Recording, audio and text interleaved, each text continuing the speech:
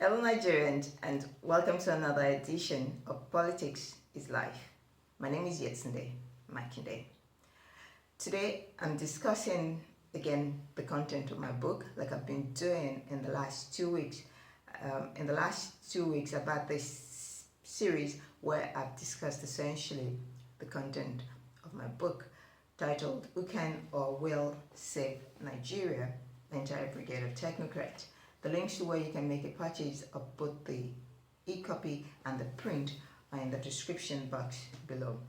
What I'm doing in this particular series is to discuss an aspect of my book that I didn't cover in the earlier series.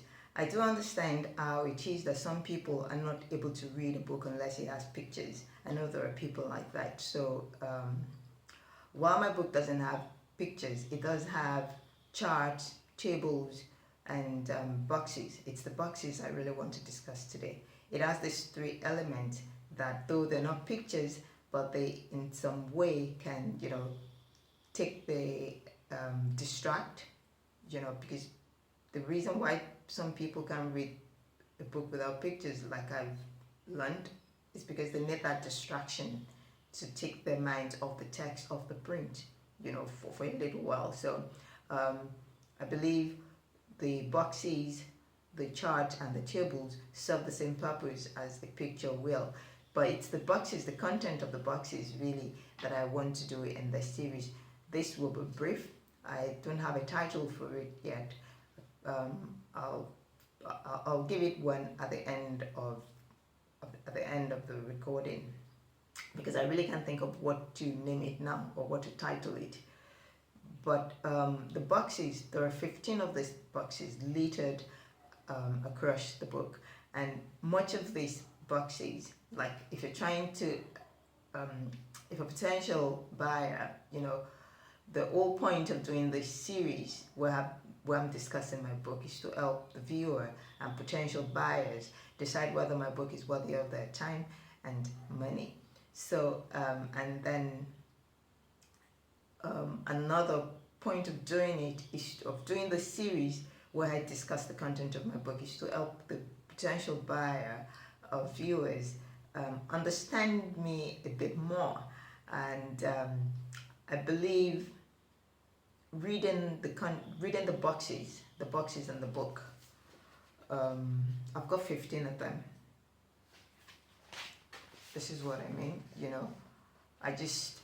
because sometimes while I was writing, there were issues that I would, that I skip from the body of the section, the body of the chapter, but then I still want to discuss these issues. So what I'll do is put this, write out these issues and put them in the box. So that's what these 15 elements are. But in some of these boxes, and of course, reading the book itself gives you an idea of what I'm about, but I think there are 2 or 3 of these boxes that would be able to give the reader a picture that allows them to visualize and picture the kind of person that I am, my philosophy, my political stance, and generally be able to profile me. That thing they say, I've read this before, not that it's said, I've read it before somewhere, that if you go through a person's, that one of the ways that the FBI profiles a person is by going through their glove compartment. Like if the FBI goes through your glove compartment, they usually will be able to profile you, tell the kind of person that you are. So that's essentially what I'm trying to say here, that if you read some of these boxes, like box 6 especially, which is captioned Unapologetic, if you read that particular box, it gives a good picture of what Yetunde is about. It really does describe me. It's just about 2 sentences, 2 sentences or 3 sentences, about 70 words, but it does describe me. It's where I said that, I don't know, maybe I should read it. Let me read that. Box 6 is page 84. So let me read it. Let me read it out. So box 6 is titled Unapologetic. So I said, okay, let me be clear. And there's a typo there that we didn't catch. Okay, let me be clear. And we ended up with am instead of I am. I am an avid Fela fan. No apologies there. Besides sharing a rebellious radical streak with Fela, I've also found that it's impossible to write about Nigeria's political struggles and not mention Fela or his music.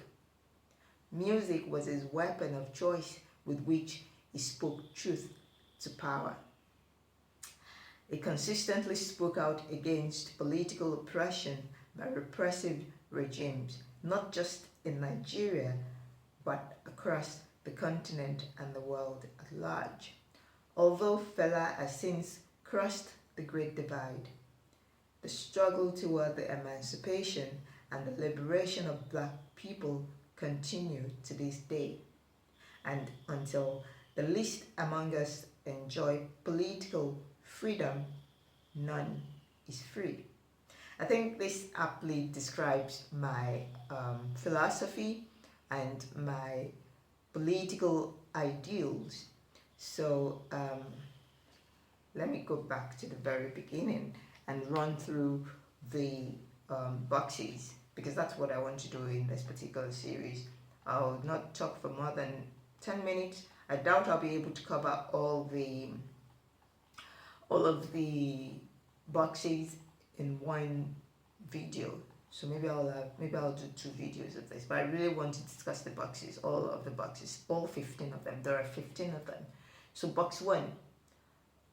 Box 1 is Liberty is Life, which is in chapter 1. What I did there essentially is to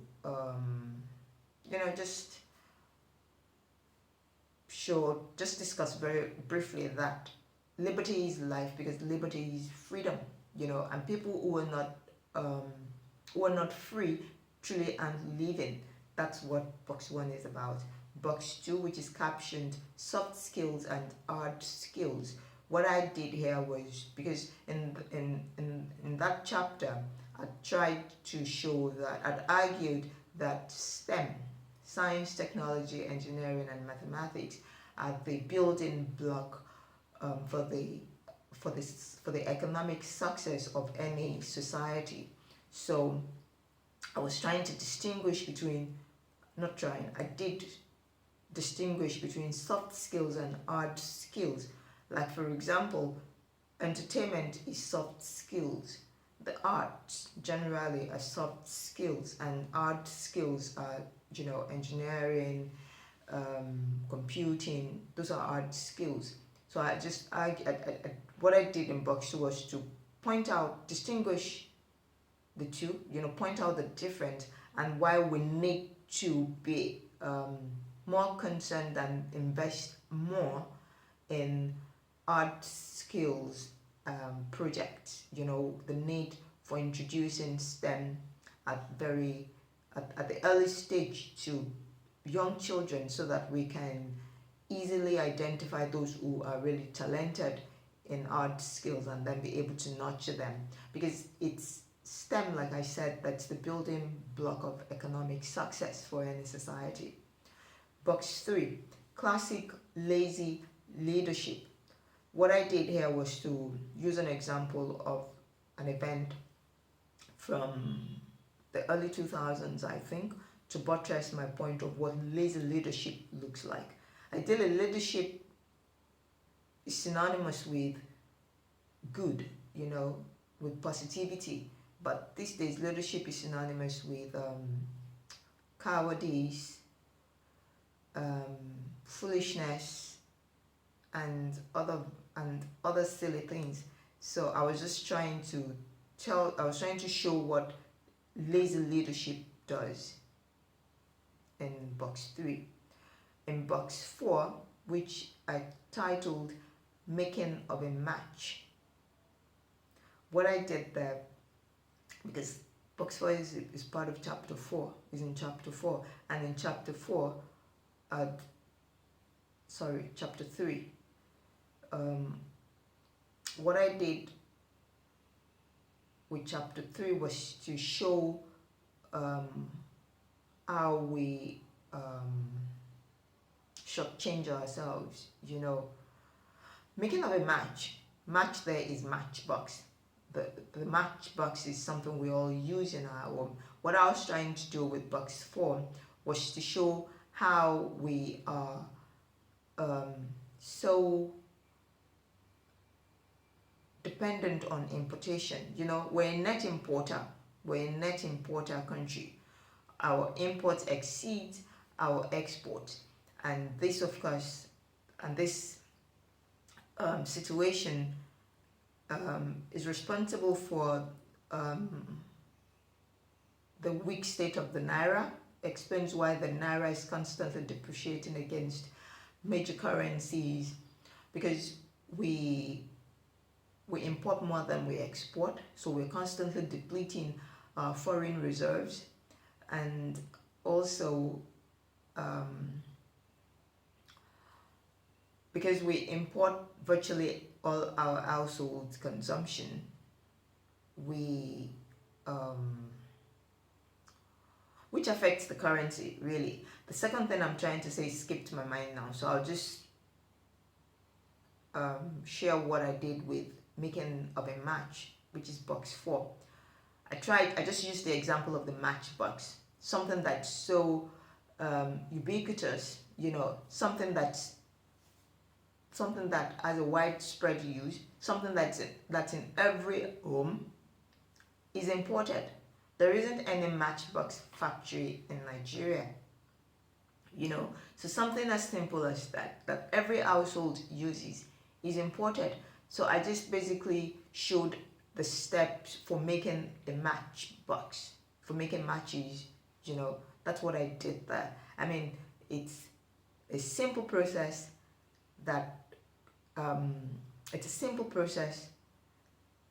Some of the raw material are perhaps imported, and I argue that we can seek and find local replacement for content or component that are imported. The whole argument there is that we should be producing much of what we consume.